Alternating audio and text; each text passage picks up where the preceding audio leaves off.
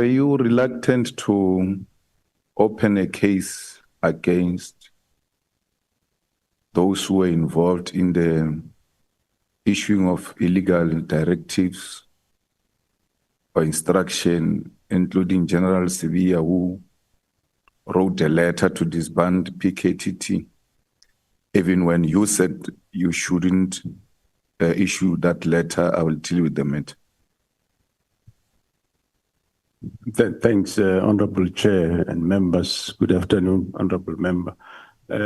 No, I wasn't reluctant. After we discovered what is being happening, I appended my signature, I appended my affidavit, and give it to the members to open a case, which is it's being open. It's an inquiry, but sure it will end up being a case.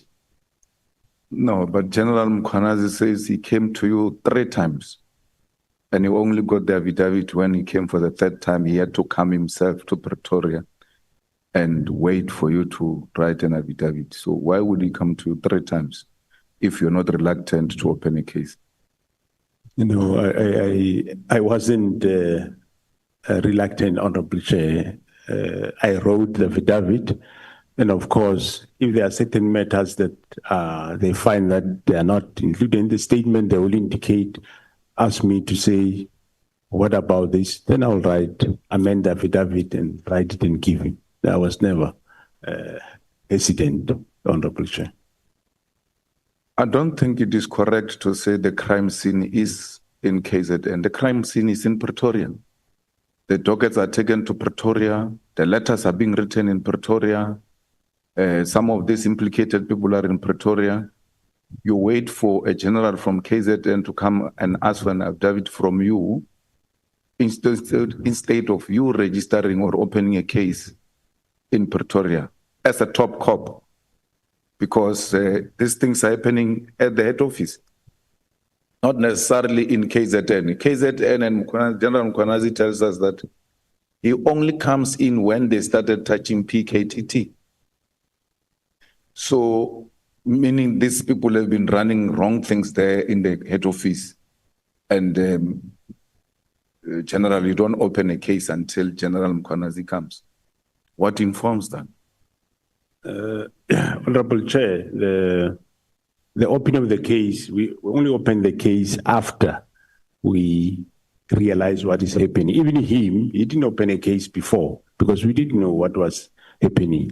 After we realized what is happening, then we wrote that's when I appended my affidavit, and we look as to where will this be, and we said, well, the team is in KZN, and we registered the case there in KZN. It didn't make a difference, but we said the scene is there where it happened, but yeah. That's how we arrived at it.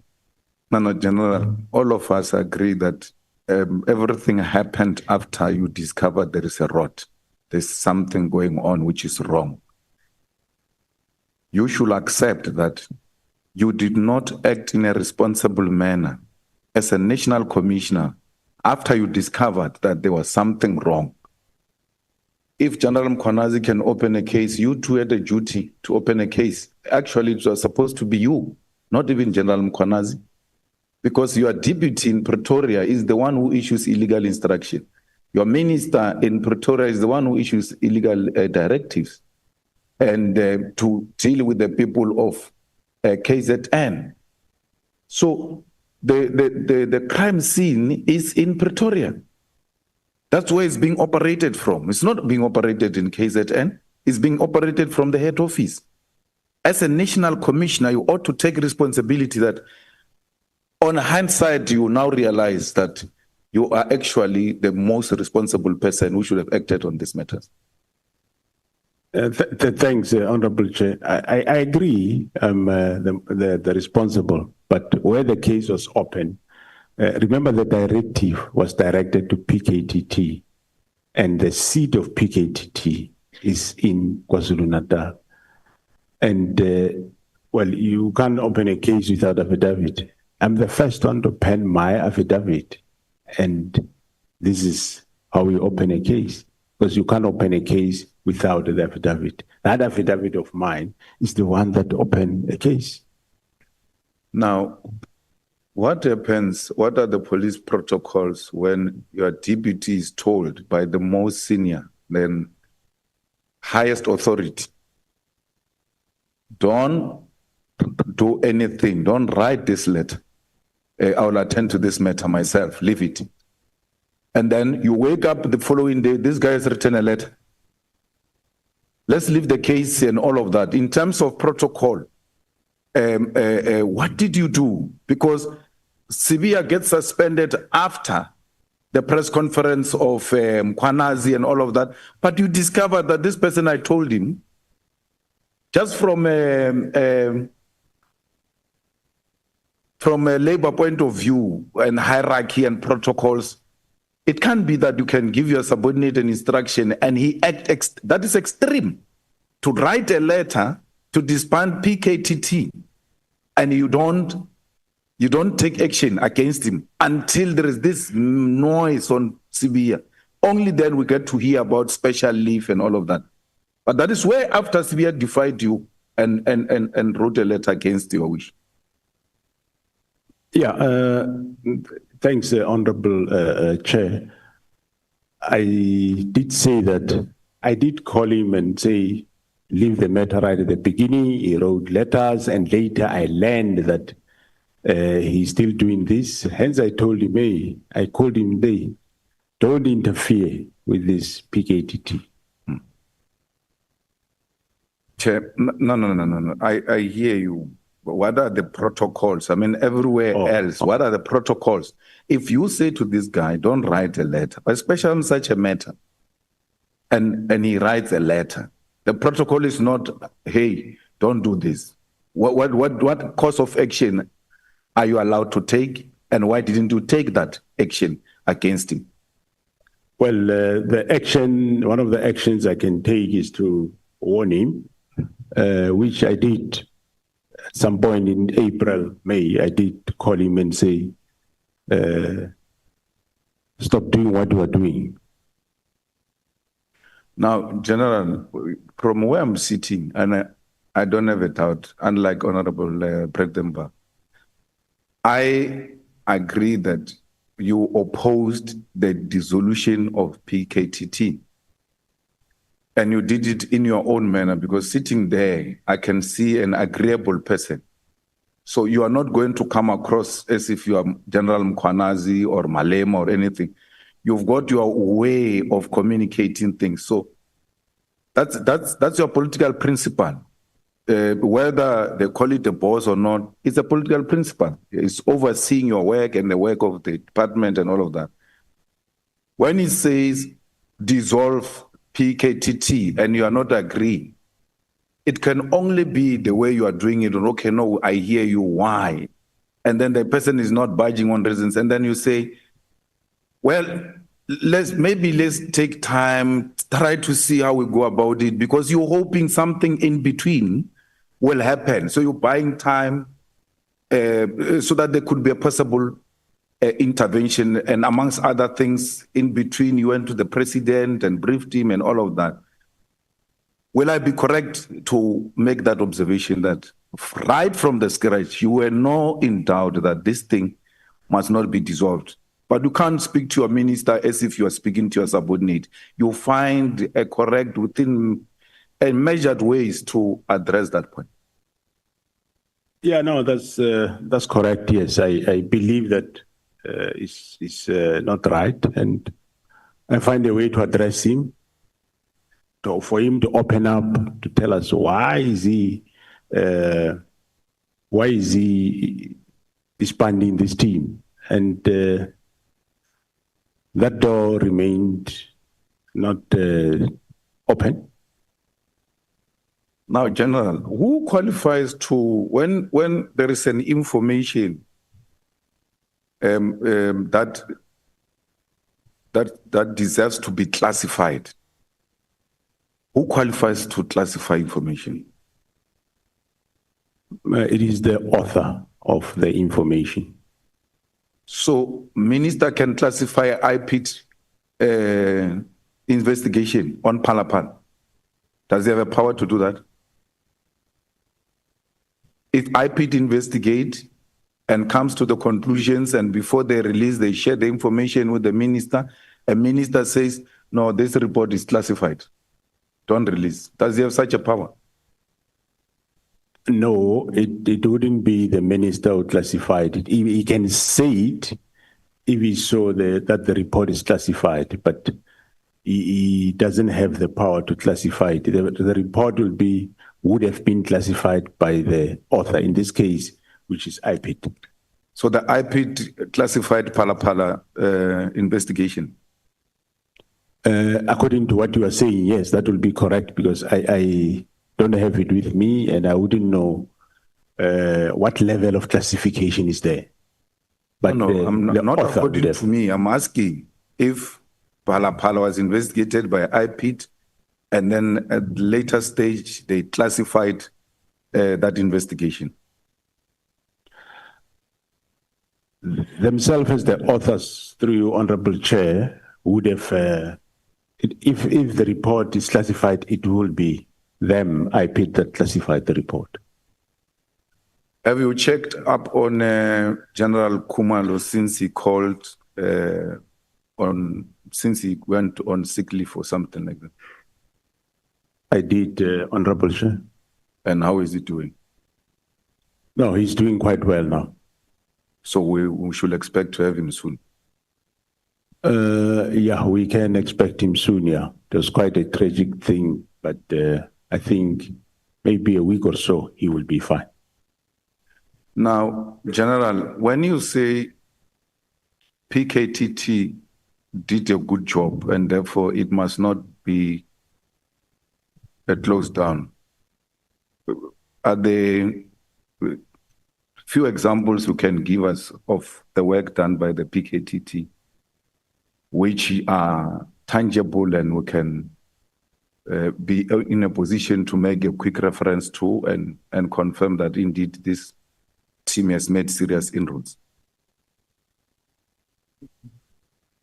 Yeah, even though I don't have the details of each case, but there is a number of cases that I can give that they resolved. One of them, as I said, is the case of the DA councillor in Bergville. He was convicted for murder and killing. The case of also, I think it's a DA councillor in around Howick. There has been convictions in that regard, and a number of people, including the Nkosi there, has been arrested, and the case is going on. And yeah, the case of Sindiso Magaka, it is the PKTT that have unraveled what we now know. And the case is not yet still finalized. There has been conviction of some suspects or accused, but the case is not finalized. So there is still arrests that will unfold once the first phase is finalized. So yeah, some of the cases now and then you see in the media where I think recently they did get a life sentence in the murder at Ladysmith. They got life sentences. A number of cases they had life sentences. And in terms of arrests, we have seen they've recently, of course, brought Mr. Molefe on a number of cases, Ket Matlala on a number of cases. And in KZN, it's quite a number of cases, just that I will need to talk to each case, but those are the success that they have done. And also in terms of police officials that were involved in this type of political killings, or they aided in one or another or defeated the ends of justice, there is 34 police officials that the PKTT arrested, which some of them have been sentenced, some of them are still going court, and majority have been dismissed. Few are still left in the organization.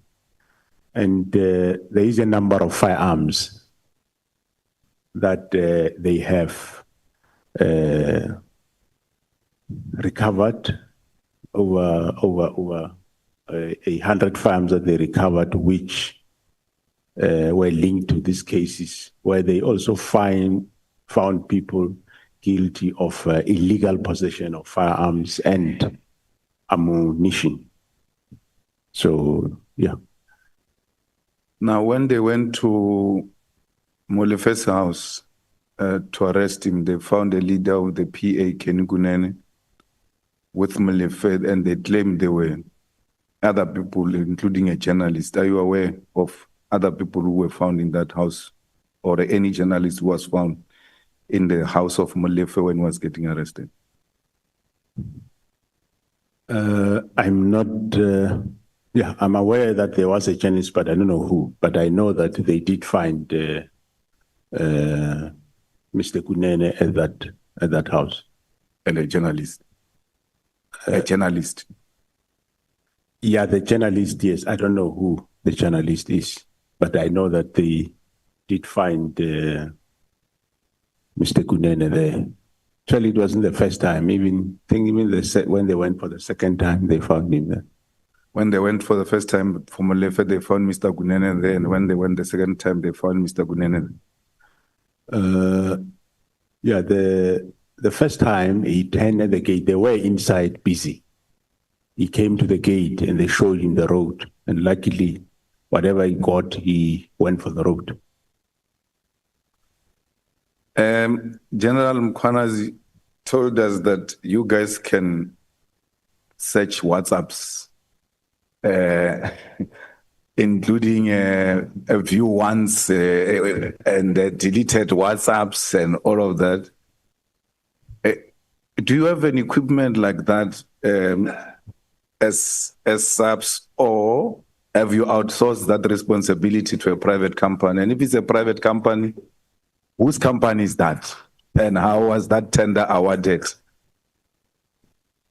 Honorable Chair, because we don't want to be searched here WhatsApps by Matala. Yeah? You give Matala's tenders there. People need to find the WhatsApp thing is in the wrong hands. So we need to know if it's private, who. But if you've got equipment, that's enough. Thanks, Honorable Chair. The question is quite sensitive to answer this one. But we don't use service providers, but so meaning it's internal. I don't want to confirm that we can do that. No, General Mkhwanazi came and told us. He said it himself. It's not like we're bringing a rumor or anything. He was sitting there. He told us that they search WhatsApps. They take your phone and search WhatsApps, and they've got it. Even if you delete, they will still find a way of using whatever equipment. So it's not a rumor. He came here and told us that. So I wanted you, as a top cop, to confirm if indeed that is correct. Thanks, Honorable Chair. I'll have to go back and check with my division, crime intelligence. Now, Mr. Nkabinde, what was his involvement in the operations of SAPS? Because he will be a chief of staff and operate at that level of the ministry. But the impression we get is that he was now interfering with the admin issues that do not necessarily need a political office to be involved. Yeah, he would, Honorable Chair, he would interact with during meetings, when we have meetings with the ministers. And he didn't, outside the meetings, he didn't get involved in the giving officials instructions or anything of that sort? Yeah, no. From the SAP side, I am not aware of, but from where he was worked once at IPID, I'm not sure. I wouldn't know.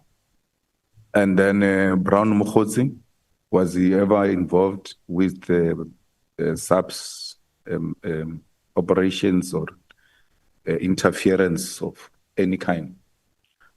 No, what I know of, as I said, the first time Honorable Chair heard of the name Brown Mokgotsi was from General Mkonazi when he raised matters, and I said no, let's investigate it, and we investigated, because when he got involved, that's when he was alerting General Mkonazi about the Mbangeni search that was done at the prison by the members of SAP. So it was at that juncture that he did speak to me about Brown Mokgotsi.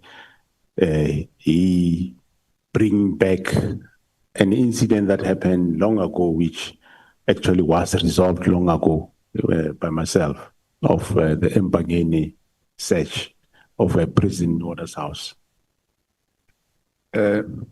What is so difficult with issuing out security clearance to people like General Mkonazi? Because he says it's not of his own fault. There are many others who are waiting to get security clearance, and it looks like at the intelligence, a crime intelligence or intelligence office, there are some people who are just deliberately holding clearance certificates for certain individuals.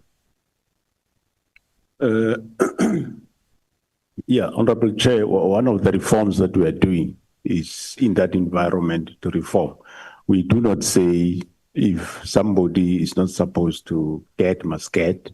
However, those that qualify to get, they should get. But yes, I picked up that there are problems, and General Khumalo was attending to those problems that were in that environment. So now I will take it further. I'm taking it further with the new DIFCOM, with a view to bring reforms in that environment. And the reforms doesn't mean they must dish out willy-nilly security clearances, but all we are saying is they must do it proper, because somewhere there is, they do things in the wrong way. For example, you would recall that there was an issue about the security clearance of General Khumalo, which was, they said, was issued within a week, which is a lie. General Khumalo started the security clearance in 2018,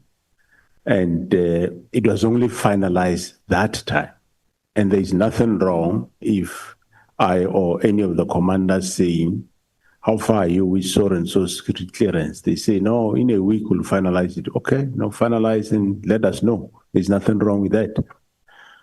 But then also there is a Major General Madondo who was there in crime intelligence, which they refused him the security clearance, and which was wrong, because before that, the same directorate did issue him with a security clearance. Because, for example, they say you have let's say, a case of assault some years ago when he was still a sergeant or a constable, and that case is expunged, and well, he was found guilty, dealt with it, whatever, he paid fine. And later, when he was a brigadier, they issued issued him with a security clearance.